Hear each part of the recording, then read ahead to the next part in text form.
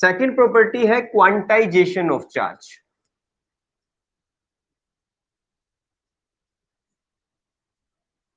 Quantization.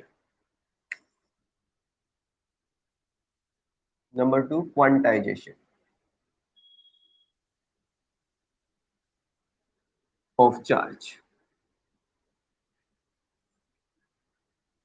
अब जो quantization है ये एक वर्ड से बना है, क्वांटा, और क्वांटा का मतलब होता है पैकेट। अब ये पैकेट का क्या मतलब है, इस चीज को समझो कि मैं क्वांटाइजेशन को क्वांटा और पैकेट से कैसे समझाना चाहता हूं।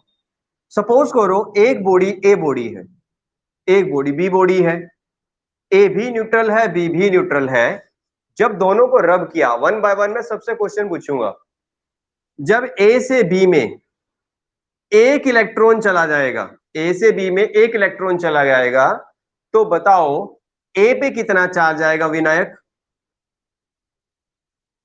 ए पे कितना चार्ज आएगा?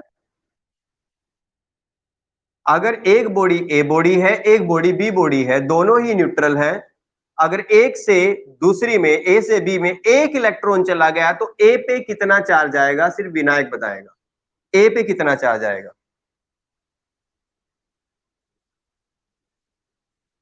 काफी पार्ट कर लिए अब तक हमने। ए पे प्लस का आएगा माइनस का आएगा? कितना? +1 इलेक्ट्रॉन। और इस पे कितना आएगा? -1 इलेक्ट्रॉन। ठीक है, चलो मैं क्वेश्चन बदल देता हूं। ए से बी में 2 इलेक्ट्रॉन चले गए, रिया, अब बताओ ए पे कितना चार्ज आएगा?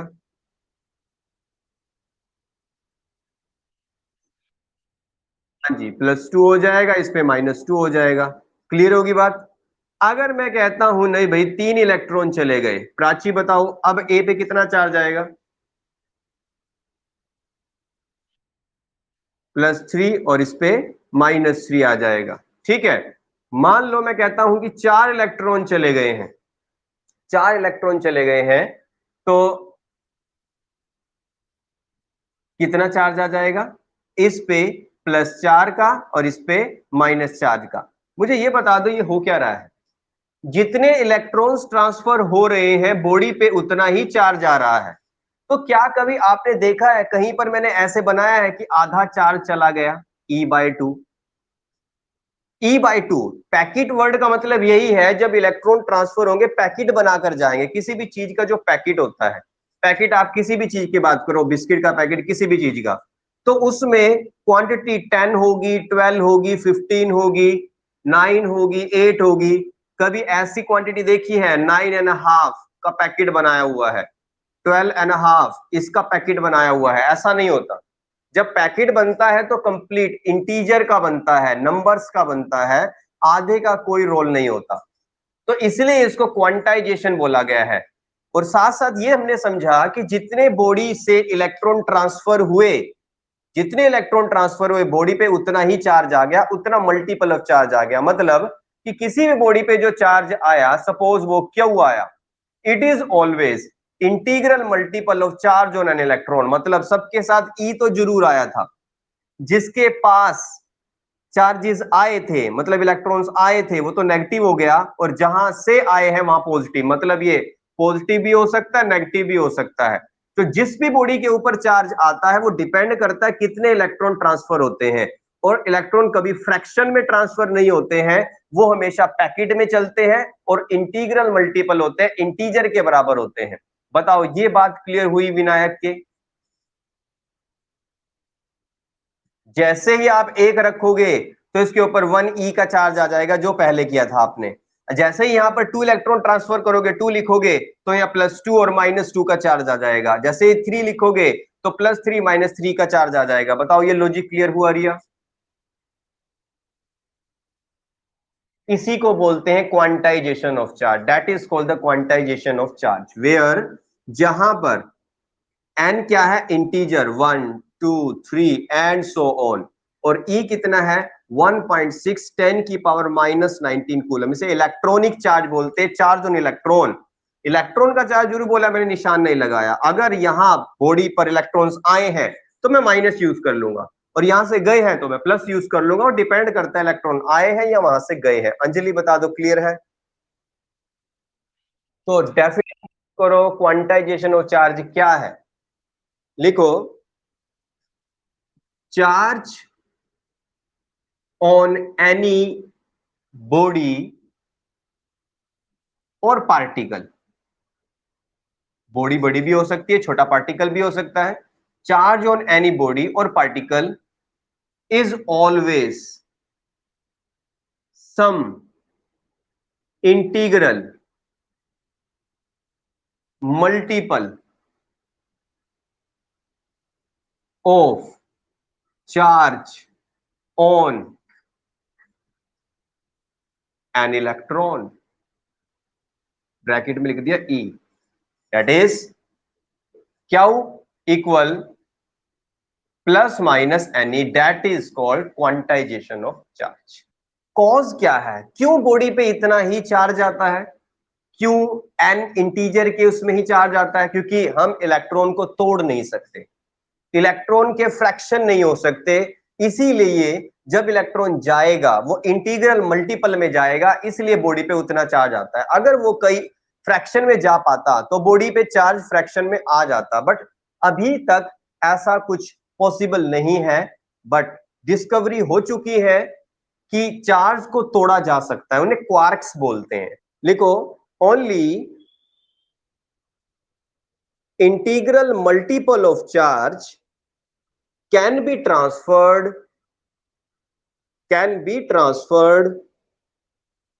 from one body to the other,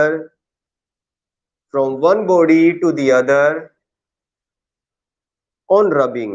discovery हो गई है कि इलेक्ट्रॉन को तोड़ा जा चुका है, बट हमने अब तक उसे अपनी बुक के अंदर जगह नहीं दी है, हमने किसी न्यूमेरिकल में से जगह नहीं दी है, जस्ट एक जनरल नॉलेज का पार्ट है कि इसे तोड़ा जा सकता है। इन्हें क्वार्क्स बोलते हैं। अब क्वार्क्स होते हैं और डाउन क्वार्क्स होते हैं। जो अप क्वार्क होते हैं वो गिनती में 2 होते हैं, और उनपे जो चार्ज होता है वो होता है पॉजिटिव का 2/3 ऑफ ई, मतलब इलेक्ट्रॉन के टोटल चार्ज का 2/3 पार्ट इनके पास होता है पॉजिटिव का, और जो डाउन क्वार्क होते हैं वो होते हैं 1/3 ऑफ ई माइनस का। ठीक है, तो ये अप क्वार्क है, ये डाउन क्वार्क है। जब आप इन्हें जोड़ते हो, तो टोटल आंसर हमारे पास ई बच जाता है। ठीक है, टोटल जो उनको जोड़ोगे तो ई आ जाएगा। ये गिनती में 2 है, ये गिनती में सिर्फ 1 है। अब इस पे क्वेश्चन कैसे आया, एक क्वेश्चन नोट करो, लिखो, what is the value of charge, what is the value of charge, what is the value of charge on a body which carries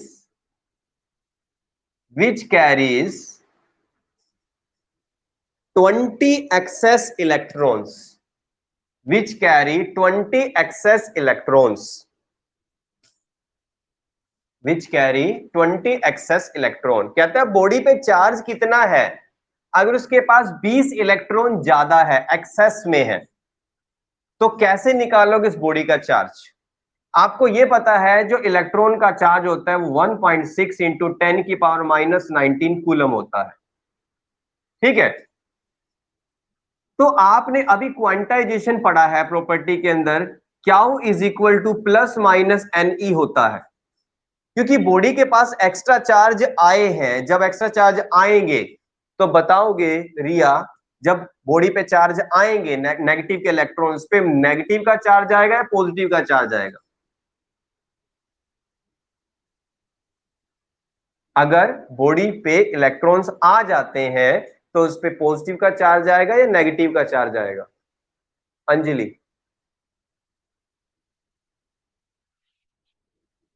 body पर अगर आए हैं तो वो नेगेटिवली चार्ज होती है, जहां पर आते हो नेगेटिवली चार्ज होती है, तो यहां पर आपको नेगेटिवली चार्ज करना है। ठीक है, तो n की वैल्यू आपको दे रखी है 20, इलेक्ट्रॉनिक चार्ज होता है 1.6 इंटू 10⁻⁻19 कूलम। तो बॉडी पे टोटल चार्ज कितना हो गया है, इनको सॉल्व करोगे।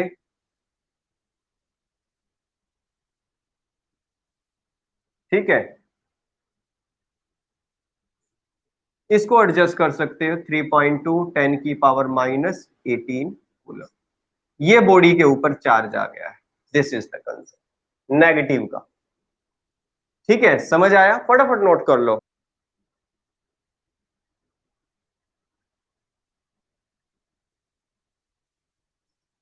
एनसीईआरटी 1.11, एक स्टेटमेंट नोट करो।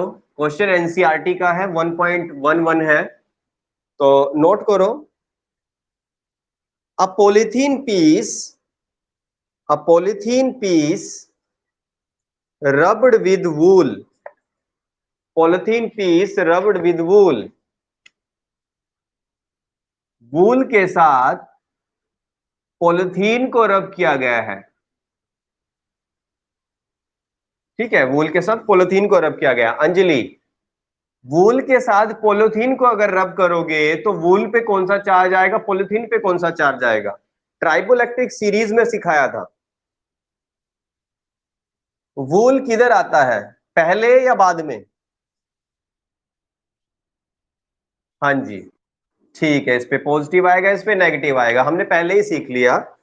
अच्छा, वो कहता है a polythene piece rubbed with wool is found to have negative charge. ठीक है, उसने भी यही बोला है, found to have negative charge.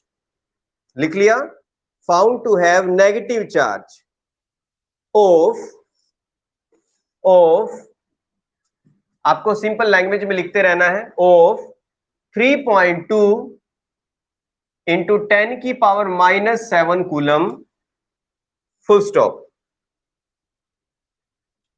नीचे ए ऑप्शन बनाकर लिखो, लिखो estimate the number of electrons transferred, estimate the number of electrons transferred, estimate the number of electrons transferred. Bracket में लिखो फ्रॉम विच टू विच, मतलब कहां से कहां जाएंगे। Estimate the number of electrons transferred, bracket में लिखो फ्रॉम विच टू विच, मतलब कहां से इलेक्ट्रॉन कहां जाएंगे, ब्रैकेट बंद। बी पार्ट में लिखो is there a transfer of mass from wool to polythene, is there a transfer of mass from wool to polythene, is there transfer of mass from wool to polythene, full stop. Okay, तो first question में ये पूछ रहा है कि बताओ कितने electron transfer होंगे और कहां से कहां होंगे। आपको पता है जहां नेगेटिव का चार्ज होता है उधर ट्रांसफर होते हैं, तो पहला तो आंसर मिल गया कि वो वूल से पॉलिथीन में गए होंगे। कितने गए होंगे उसके लिए हम सॉल्यूशन करते हैं। ई होता है 1.6 इंटू 10⁻⁻19 कूलम। ठीक है, now solution, as you know Q is equal plus minus N E, क्योंकि बॉडी के पास इलेक्ट्रॉन्स आए हैं तो इस पे होना चाहिए नेगेटिव का चार्ज, और ऑलरेडी बॉडी पे कैसा चार्ज है, नेगेटिव का चार्ज है, तो नेगेटिव से नेगेटिव तो यही कैंसिल हो गया, और n की वैल्यू आई क्यू और इसके डिवाइड में आ गया e, तो क्यू की वैल्यू आपके पास है माइनस के 3.2 10⁻⁻19 कूलम, और ये है 1.6 10⁻⁹ कूलम। अच्छा, माइनस तो खत्म हो गया ना, मैंने यहां से इसको कैंसिल कर दिया है। ठीक है, ये माइनस यहां भी मत लगाओ क्योंकि मैंने यहां पर ऑलरेडी दिखाकर कैंसिल कर दिया है। यहां पर इसको सॉल्व करोगे तो आंसर आएगा यहां पर 2 इंटू, इसको ऊपर ले जाओ, जब आप 10⁻⁻7 में 19 ऊपर लेके जाओगे तो प्लस के 19 जुड़ जाएंगे, तो 19 में से 7 जाएंगे तो 12 बचेंगे प्लस के, 10⁻12, दैट इज n। इतने इलेक्ट्रॉन्स ट्रांसफर होंगे, नंबर आ चुका है, नंबर के कोई यूनिट नहीं होते। हाँ जी विनायक बता दो, ये क्वेश्चन समझ आया?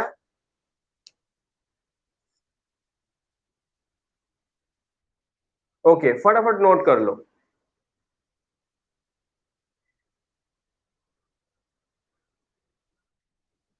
हाँ जी प्राची मुझे बताओ, क्या वूल से पॉलिथीन में मास ट्रांसफर होगा?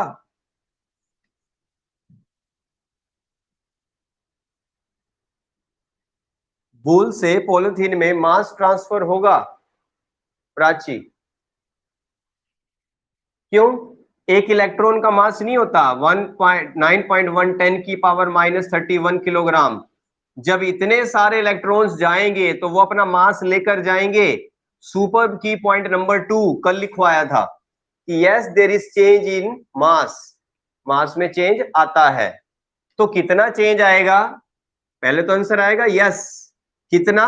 वो होगा m, capital M, which is equal to number of electron into mass of one electron।